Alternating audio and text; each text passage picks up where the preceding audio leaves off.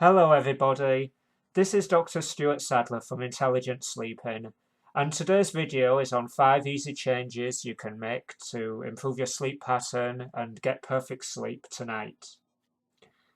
Now if you suffer from insomnia or if you know someone who does, this might be quite a common thing that you hear, and it's certainly something I've heard many times. I can't sleep, and the more I try, the harder it is. And it does resonate true for many people that the harder you try to sleep, it can be even more frustrating and you can find yourself even more awake in bed. Before I get into the tips, it's important to recognize that insomnia has many causes. Things like stress and depression or anxiety and worry are all common causes, but there are also other physical causes such as pain or soreness that can keep people awake. Basically, anything that keeps the mind active at night or keeps you distracted has the potential to cause insomnia. And the thing that often keeps insomnia going is the cycle of negative thoughts and behaviors, such as trying to sleep, and habits that we get into that develop during the time of insomnia. And these patterns or these cycles can keep insomnia going for days or weeks or even years, causing problems further down the line even after the original cause has disappeared.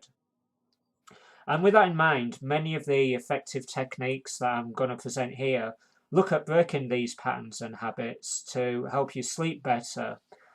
And so I want to go straight into talking about 5 techniques that you can use tonight to help you find the perfect sleep and to help you sleep better.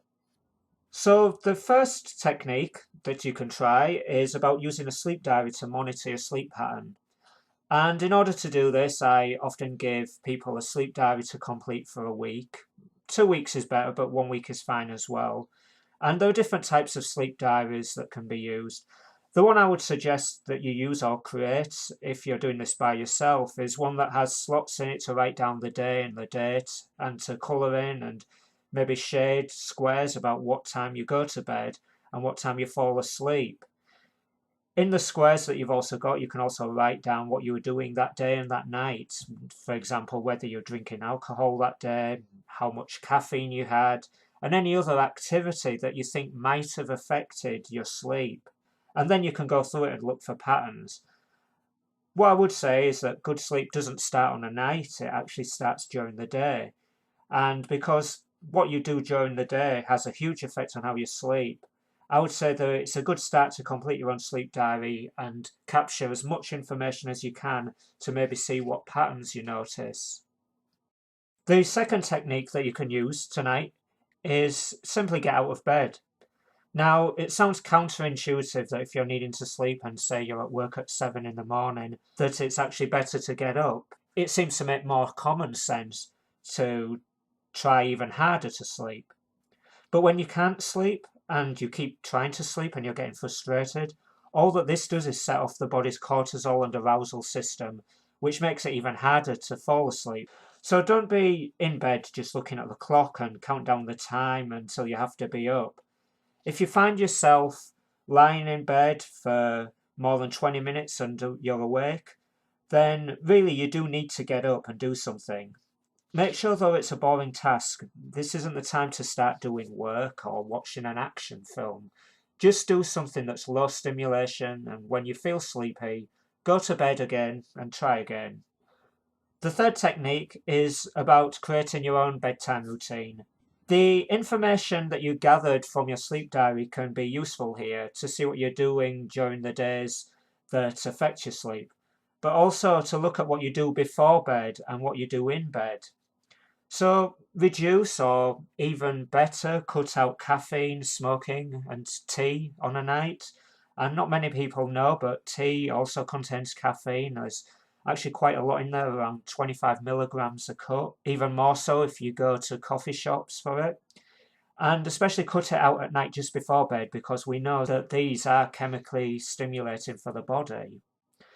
Also reduce the use of screens, particularly tablets and mobile phones before going to bed, and definitely whilst in bed. Similarly, though, we know that exercise is good for your sleep, but don't do exercise too close to bed because like lying in bed awake. Again, this just wakes up the body's arousal system and makes it harder to sleep. And maybe instead develop a wind down routine for the few hours before you go to bed so that the body is all set and ready for sleep. Now, this might involve something as simple as going to the toilet if you find yourself waking up for the toilet in the night. It might include relaxation or meditation, or just getting some boring tasks done in preparation for going to sleep. Tip number 4 is to tidy your bedroom. Now, we're all told this when we're kids, but the reason that a tidy bedroom does help our sleep is because it makes it easier for us to unwind and fall asleep. If your bedroom is all over the place, then tidy it up.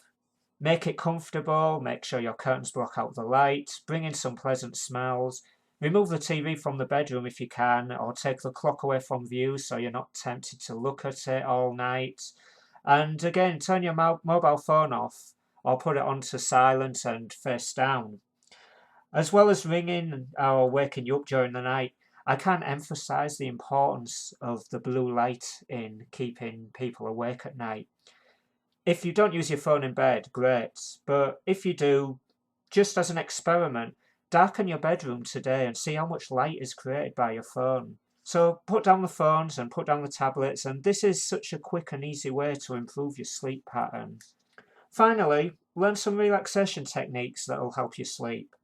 Now, relaxation retrains your body and your mind to relax, which makes it easier for your mind to shut down and switch off from the day, and therefore make it easier for you to fall asleep. So, meditation, guided imagery, and progressive muscle relaxation can help you relax. You don't have that cortisol and that threat system keeping you awake. And you can get these relaxation audios on CD or on apps or even off YouTube. Or even something as simple as calming music at night can be enough to calm your body. So try these 5 CBT-I techniques and see what difference they make to your sleep.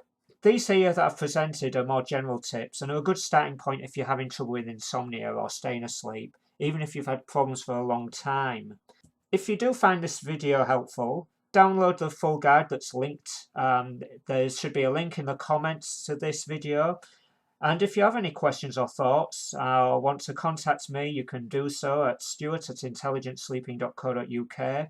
And I'm also available through the Intelligent Sleeping Facebook page. So I look forward to speaking to you soon, or I look forward to seeing you in the next video. Take care and thank you.